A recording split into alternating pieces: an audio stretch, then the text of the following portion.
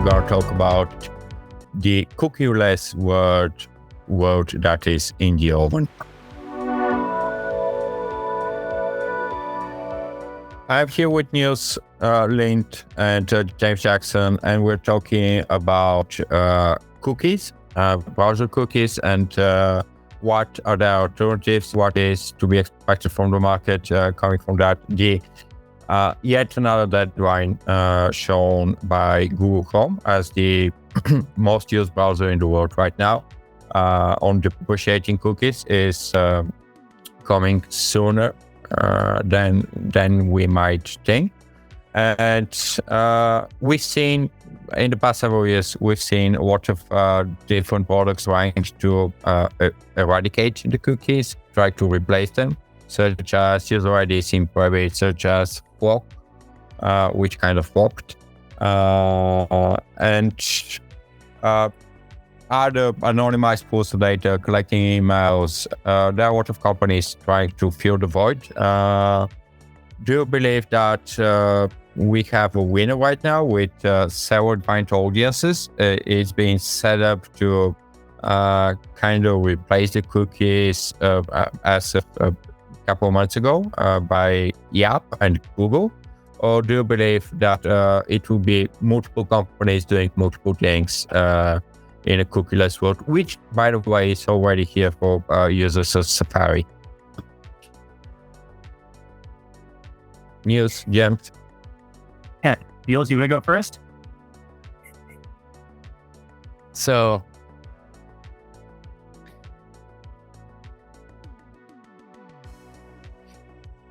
like the entire thing about the cookie disappearing is, from my perspective, always something that is kind of like a bit sad, because it's actually, in many cases, or in the majority of the cases, having the opposite effect in terms of all of the alternative solutions being a lot more privacy impairing than what the cookie was or is, because it is just more difficult to clear them. They are more sticky. There are other methods being used now, some intentionally and publicly being said that they are happening and being basically disclosed, and some happening under the hood without anyone knowing that it's happening, around like generating TCF strings that the user never accepted and other things that just happen in the market. So basically, like, ever since this kind of cookie thing started, right now we're still in the spot where it's worse than before, I would say. Because before you had the cookies, you could clear them, everything would be gone. You would basically have like a fresh experience, let's say. And now with many of these kind of systems, you can't do it anymore. You have fingerprinting and other things, and you just can't clear it. You can't get rid of it. Which is kind of like the sad side of it. And then on the other side, with all the kind of portals they're not many, but that are using like logins and otherwise, in the past, like, they wouldn't do too much with those email addresses. Nowadays, everyone that is like wants to get the most revenue out of it is using those email addresses and using those for targeting. And these, of course, can be used to match the same user on a way broader scope than it was possible with cookies. So from my kind of perspective, while overall there is less targeting happening, while everything is less efficient, there's actually, from that movement, a lot more privacy impairing things happening nowadays than it was before that time. And we have all of these different proposals. But probably the biggest one most recently, Google Topics, that are trying to address the topics being rejected. And I also understand why it's being rejected and the issues underneath of it.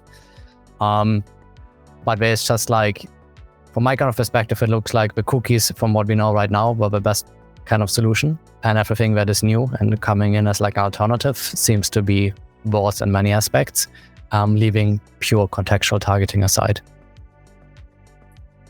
I think we should give it to Google for naming one of their efforts to replace the cookies as chips, which is cookies having independent partitioned state, short for chips, which I really like the naming. We should give them credit for that. James, what do you think on the topic? I agree with Nils. I think that there's just a lot of a lot of the things that we've kind of seen in a way sort of make it worse. I really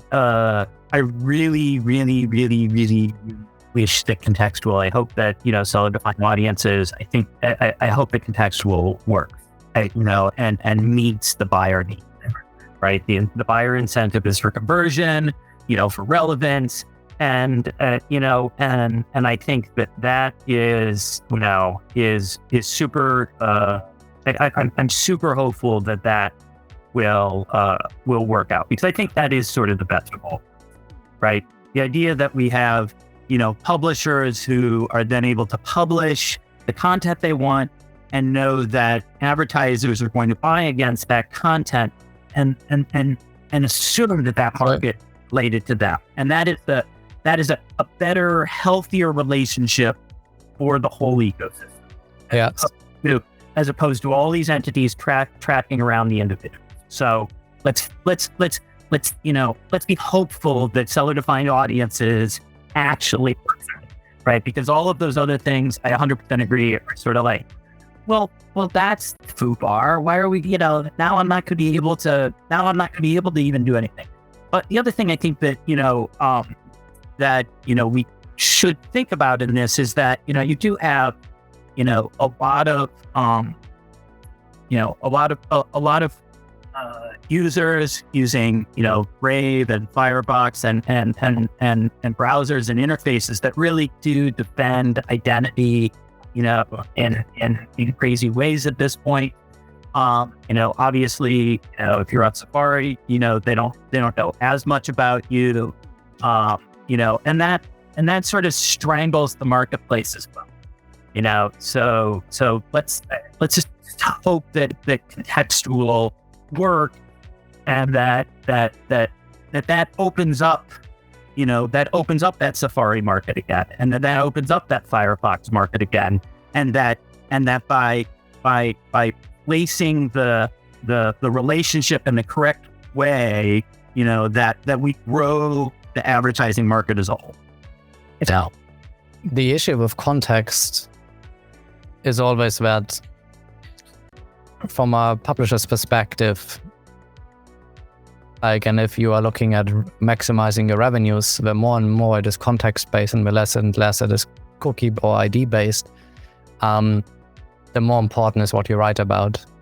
And the danger here is that, majority of publishers will just shift towards what pays best, in terms of context, and topics that are very important for the world to read about will basically fully disappear, or just be behind subscription walls and similar. Look, I do think I fully agree with that. I think you're going to have, let's say contextual really does pick up. You're going to have, 1 million new financial microsites generated every month, right? They're got, every finance guy on Wall Street's going to have his own dumb blog trying to suck out. But that's okay. I think that's an actually healthy way for the market to behave, right? You will have, you'll still have publishers like me. I have my gardening sites, and I have my, my little side projects and stuff. I love those things. Those are things that I write about. And if I can make some money off of that, that's great. And I don't think you're going to see, it's not like everybody's going to suddenly just leave the market they're in. What you will have, I agree, is you'll have those people who are arbitrage publishers now and stuff will now chase those dollars in a different way. Market today. That's the issue. I'm not here to defend Ariana Grande vs Rihanna, but I did took a look at several of several of our clients' dashboards, and I saw this trend. The news about Rihanna had higher CPMs as compared to the news about Ariana Grande.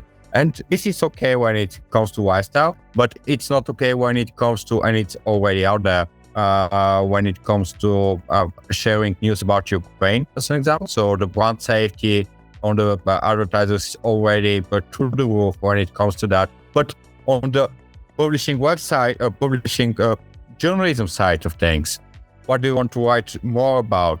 Ariana Grande or Rihanna? Ukraine, or but just something that is neutral and it will bring you more revenue. This is not fair to journalism. This is not fair to publishers when we work things like that. And right now, if we're talking not being fair, it's not even fair to advertisers that they get to the fact that iOS users get cheaper ads as compared to Android users purely because of the cookies. If we're talking predictions here, I'd say that in 2023, by the end of it, we will see higher CPMs on iOS with more and more cookie alternatives being out there on as compared to before. So this will kind of narrow the gap. And I'd say, and I'll follow you up on this, that private server is gonna get more and more attention because of the fact that it used to be not a popular alternative to quite private, mostly because of the cookies that were not passing there and the fact that the CPMs there were. So with that, I think we might see a change in this.